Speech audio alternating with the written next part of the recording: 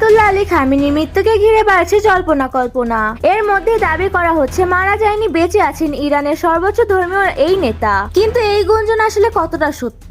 সত্যি কি বেঁচে আছেন খামেনি? বিস্তারিত জানাচ্ছি। মোমেনি বিশ্বব্যাপী এখন সবচেয়ে আলোচিত প্রশ্ন একটাই, আয়াতুল্লাহ আলী খামেনি আদৌ মারা গেছেন নাকি এখনো বেঁচে আছেন।